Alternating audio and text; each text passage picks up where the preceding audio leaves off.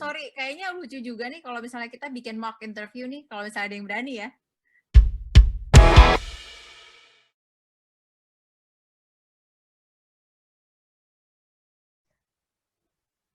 Oke.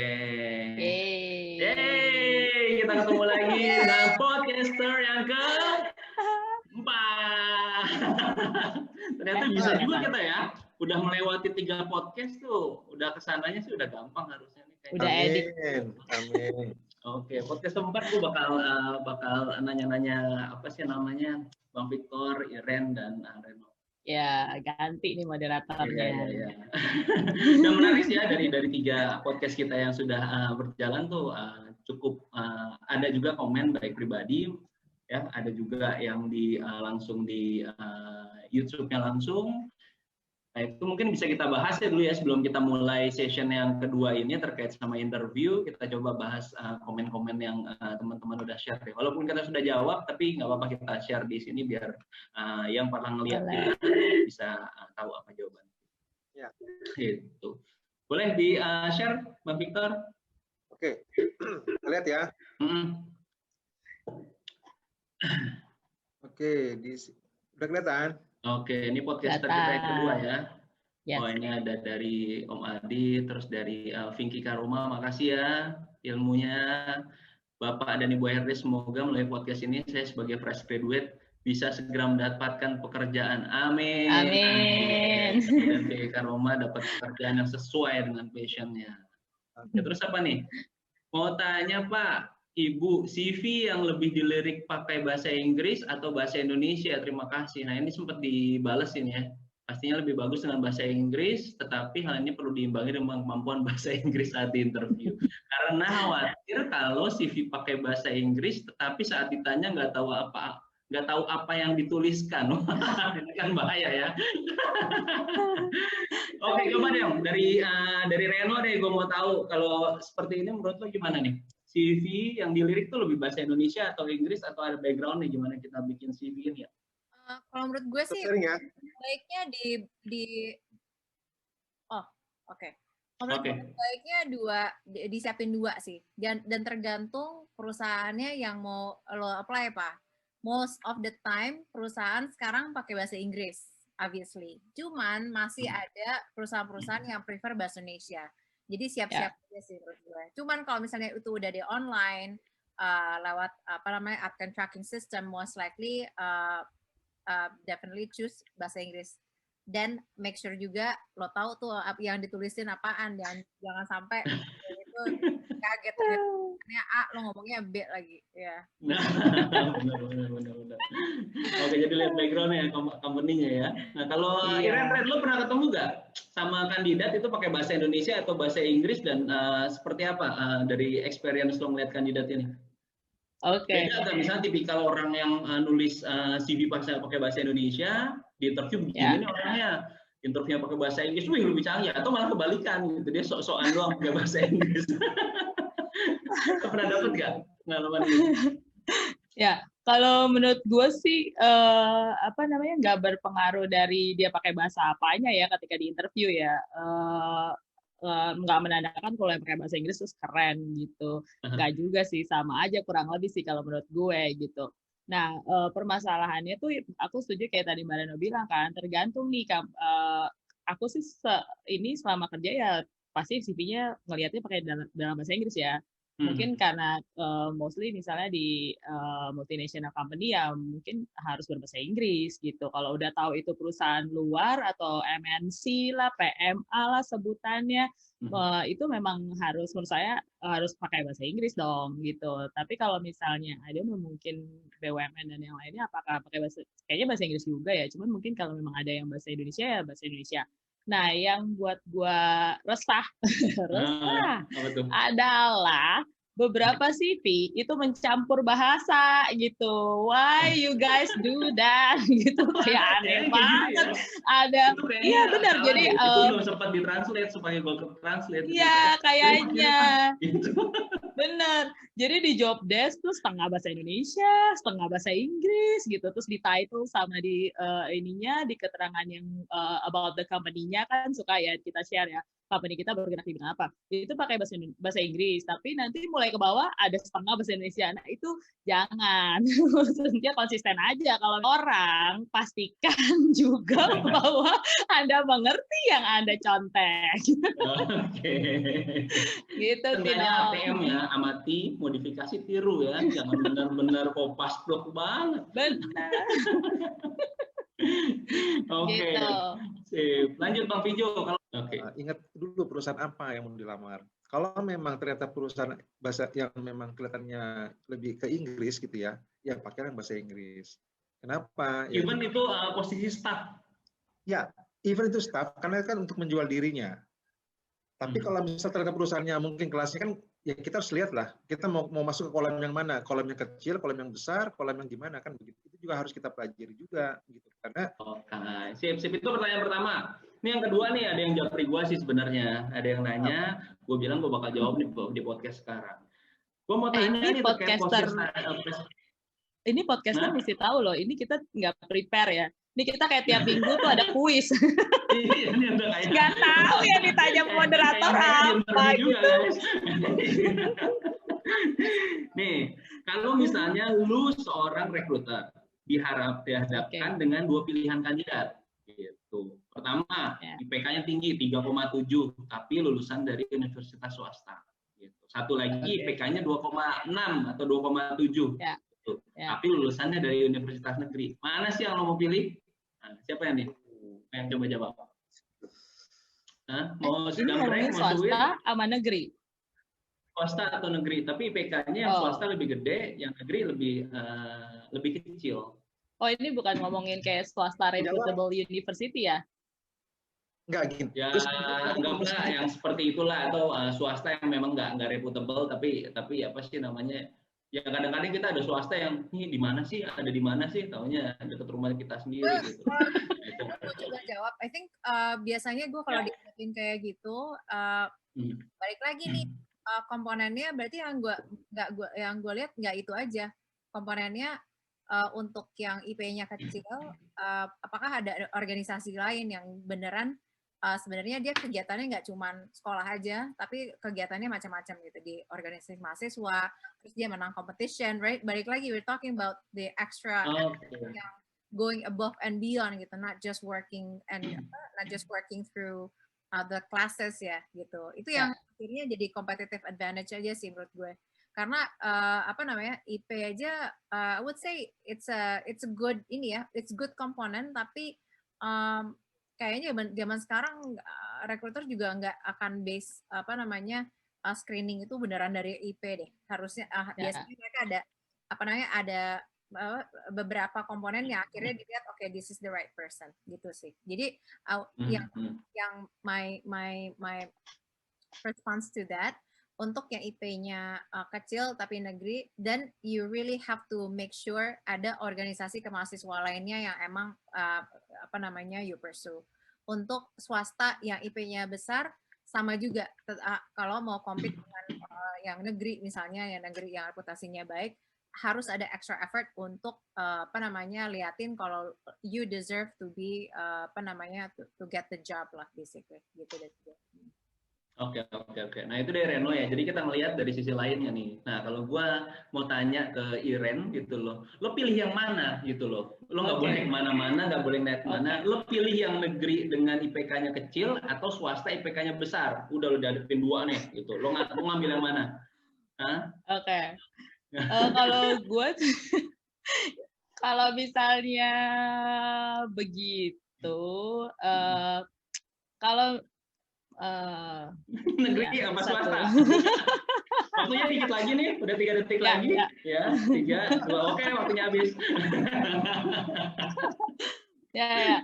Karena menurut gue selain kampus kan fakultasnya sendiri punya nilai akreditasi ya. Kalau dia negeri, tapi misalnya fakultasnya itu akreditasinya tidak bagus juga, menurut gue juga nggak kompatibel juga, maksudnya nggak ini juga ya. Nah, kalau swastanya reputable university, gue rasa gue bisa ambil yang swasta juga gitu. Atau kalau yang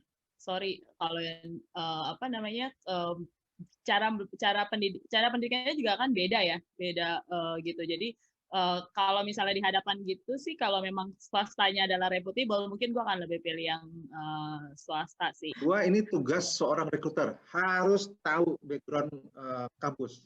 Jadi kalau kita memutuskan ini nggak bisa sembarangan. Jadi kalau misalnya kita contoh nih, kita pakai contoh kasih untuk background IT, misalnya ada kampus IT ternama yang di Jakarta versus IT ternama negeri yang di Bandung, misalnya. Ini kan, ya gue pasti milih negeri. Beberapa nih baru awal-awal pada saat interview aja nih kita screening, kita langsung ke one-on-one interviewnya ya, gitu loh. Wow. Interview gitu. Nah, untuk preparation gitu, para yang nonton kita nih kan mungkin banyak fresh graduate juga sih yang gue lihat gitu loh. First impression pada saat pertama kali si rekruter nanya gitu. Biasanya apa sih yang rekruter beritahukan gitu. Misalnya apakah si rekruter menceritakan tentang company-nya dulu atau dia menceritakan tentang minta dari si kandidat untuk ceritakan introduction gitu. Oke. Dari siapa dulu ya? Boleh yang nggak tahu lah. Masa gue terakhir dulu? Takut ujungnya susah lo ya. Udah takut kejawab sama lo berdua. Ya. Biasanya sih kalau ditanya rekruter ya di awal pertama tuh ya. Apa? Susah nggak datang ke sini gitu? Susah nggak datang ke sini? Gitu. Oke. Ya. Macet nggak? Memastikan lokasi kantor kita keren apa enggak gitu loh. Itu sebelum gue lupa, gue pernah loh ada interview yang kayak gitu, terus dia jawab, oh itu yang bawa sopir gue kok, sopir gue tahu jawab. Gila, itu langsung di reject dong. Gitu loh, beneran itu langsung di reject sama apa usernya. Oh jangan sedih, gue pernah join di satu company itu supirnya bisa masuk ke kantor gue cuman buat nganterin breakfast sama coffee. Wow. Itu level apa Ren? Wah gila, pokoknya anaknya owner dari satu restoran lah, kerja di kantor yang waktu gue join juga. Nah itu ya begitu modelnya. Jadi nggak usah heran. Ngantar doang tuh biasa. Ini mas anterin makanan sama kopi. Ada jam-jamnya. Oke, menarik Bang Vijo. Lu nanyain itu dulu. Kenapa Bang? Ya itu tadi. Ketika dia mau pamer, kantornya strategis. Bukan. Atau ada ketika ada maksudnya mau ke kantor gua itu, dia itu persiapan apa enggak? Ini mungkin connect juga dengan dengan penjelasan kita yang kemarin. Dia persiapan apa enggak?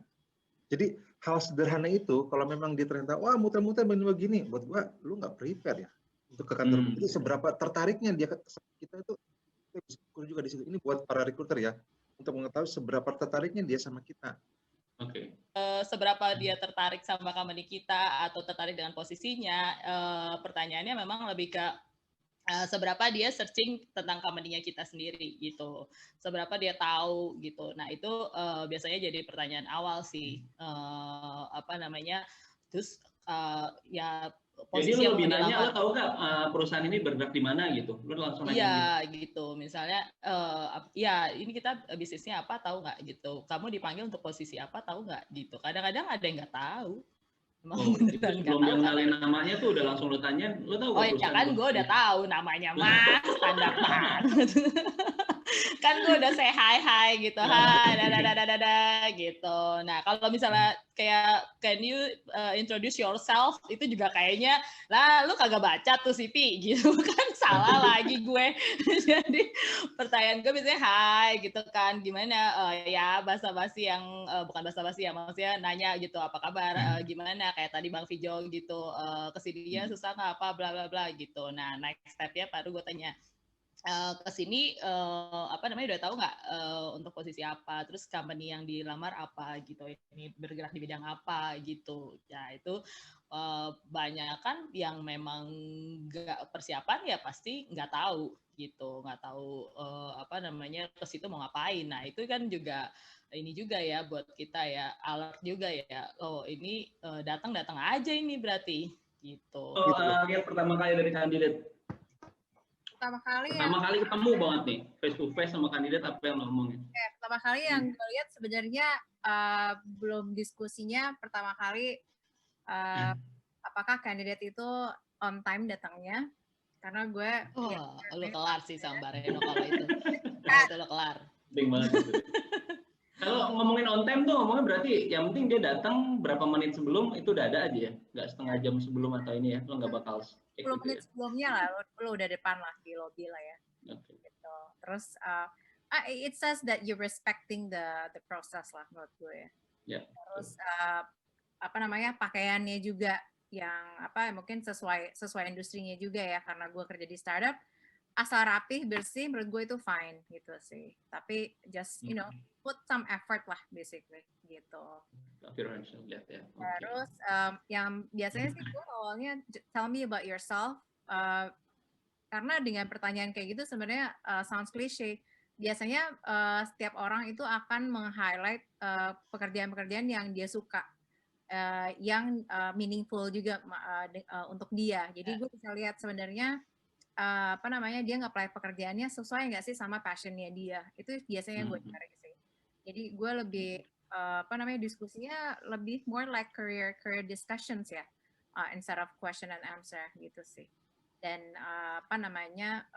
pengen tahu juga reasonnya kenapa nge-apply di perusahaan kita gitu, supaya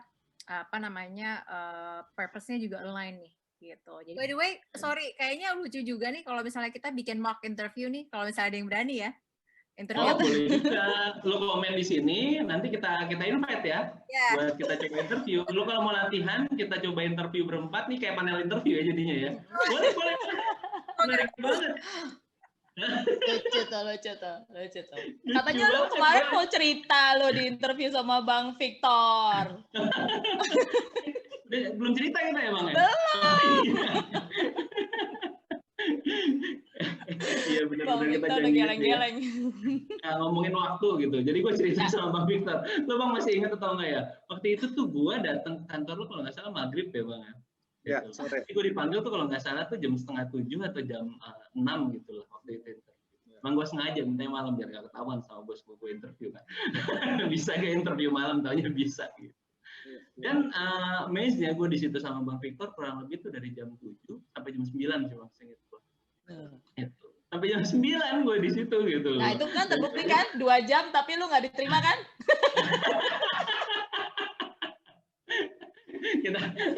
Kan ada alasannya lah ya. Iya, gue yang masih ingat waktu itu, jadi gue jam 6:30 kan udah sempat ketemu tuh ya, gitu loh. Ya. Ini sih gue belum sholat maghrib waktu itu, jadi gue sampai jam 7, waduh nih masih interview aja nih, kata gue masih ngobrol. Dan lo jangan takut buat itu gitu. Gue waktu itu bilang sama Pak Victor, Bang gue izin sholat dulu, kalau lo inget gitu, gue inget banget tuh. Pak Victor saya izin mau sholat dulu gitu loh. Dan dibolehin, oh iya, sholat aja dulu, biar enak kan sebenarnya kan kalau misalnya nggak ada tekanan. Jadi pada saat interview apapun yang bisa mengganggu lo itu nggak nyaman, tapi itu make sense ya, gitu. Jangan ada telepon dong nih, gue telepon dulu ya. Jangan sampai segitu. Itu sih bilang aja sih sama interview gitu loh, sama si apa sih namanya, usernya bilang, nanti kan bisa tinggal masuk. Itu Ren. Lo punya tips nggak ya bagaimana sebagai recruiter gitu loh kita bisa mengefektifkan waktu, ini masih waktu sih ya gue ngomongnya ya, tadi ada 2 jam, ada yang 10 menit, ada yang berapa menit gini. Apa sih yang lo lihat dari kandidat selain knowledge, pasti knowledge ya, mungkin cara penjelasannya lo bisa ngasih tahu nanti dia menjelaskan pengalaman, dia menjelaskan apa-apa tuh seperti apa sih gitu yang lo bisa lihat itu lebih efektif as a recruiter, atau nanti dari sisi orang yang melamar juga bisa, begini nih cara menjawabnya biar gue bisa pas di interview ini. Lo ada tips and triknya nggak? Kalau menurut gue sih memang planning is key ya. Jadi kalau misalnya emang dapat kesempatan untuk interview, I think that's one step closer to getting the job, right?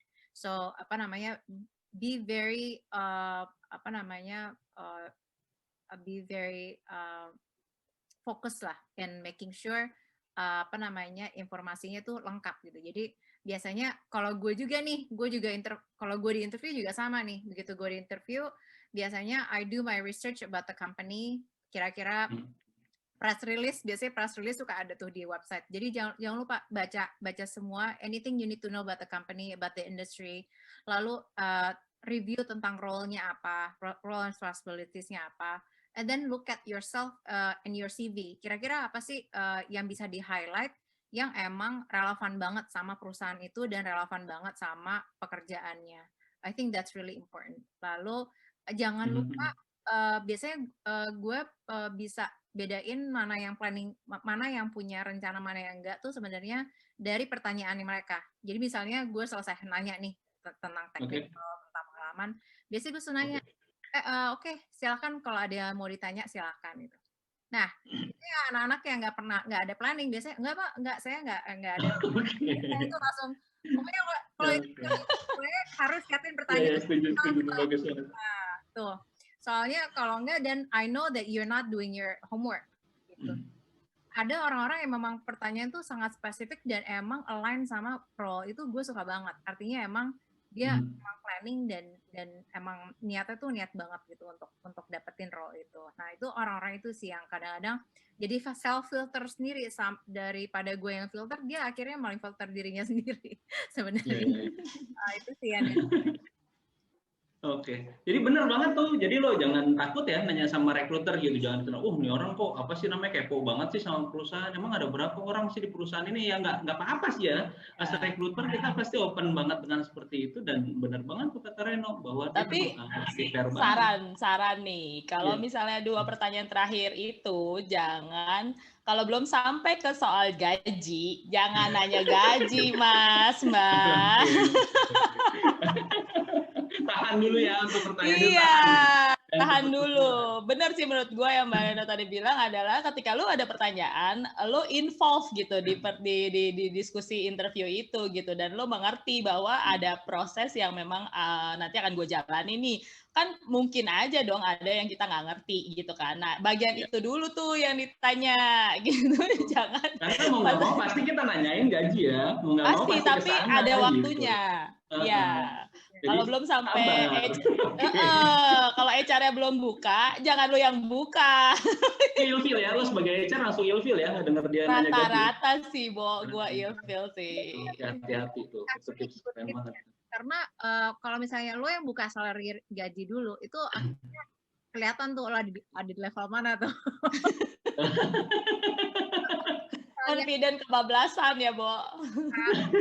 Kalau HR yang buka itu artinya emang ya sudah. That's gitu. interest. Dan you have a bargaining power sebenarnya, gitu. Betul. Let you talking about compensation. Tapi selebihnya itu please ask us about anything.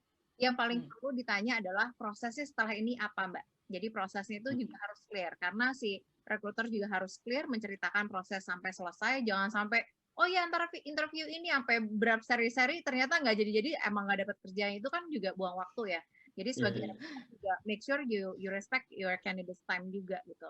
Dan dari sebagai candidate kita juga berhak harus tahu prosesnya gimana sampai apa saya harus dikasih tahu kapan gitu sih. Oke, itu menarik sih ya. Nih Bang Vijo itu tadi menarik yang di share. Gue boleh ke Bang Vijo dulu ya. Oke, atau nanti Iren mungkin pertanyaannya relate deh sama ini deh. Nah tadi kan kalau sama apa sih namanya Reno bilang dia di akhir akan menanyakan apa sih namanya pekerjaannya apa, lebih details dengan company gitu loh. Itu sih bagus, tapi biasanya itu untuk yang memang udah experience gitu. Untuk fresh graduate gitu loh, lo menyikapinya seperti apa untuk yang seperti itu gitu? Atau tips and triknya untuk lebih ke fresh graduate ini, gue baru kerja banget nih gitu, wah bingung mau nanyain perusahaan, gue nggak tahu cara kerja perusahaan, kerja gimana gitu, ada apa di perusahaan gitu. Apa sih yang lo lihat dari kandidat dan apa yang lo expect dari kandidat itu? Video. Oh, di tahap akhir itu ya? Nah, tahap akhir atau di pada saat interview nggak masalah gitu. Pada saat di dalam interview, apa yang lo lihat dari kandidat itu sehingga oh ini memang best kandidat nih as a fresh graduate lo hire. Yang pasti gini, setiap kan gini, kalau orang fresh graduate biasanya kalau dari sisi Iwan, kalau dilihat bobot terbesar ada pengalaman kan nggak fair, karena kan memang dia belum punya kan. So yang dilihat adalah hal-hal yang sifatnya ya soft kompetensi tadi gitu loh, motivasinya gitu ya, kemudian analytical thinkingnya, kemudian dan segala macam yang terkait masalah itulah cara dia berpikir gitu ya. Artinya kenapa? Kan itu kan yang kita ukur, dia nyambung apa enggak dengan pertanyaan. Terus dia punya motivasinya bagus apa enggak untuk ke perusahaan kita dan juga untuk pengisinya. Jadi ketika nanti dia semuanya dari semua yang kita pertanyakan, dari semua yang kita coba kita challenge dan dia responnya baik, ya itu kan sudah jadi sign positif ya. Dan ini sesi terakhir nih dari sesi tanya jawab.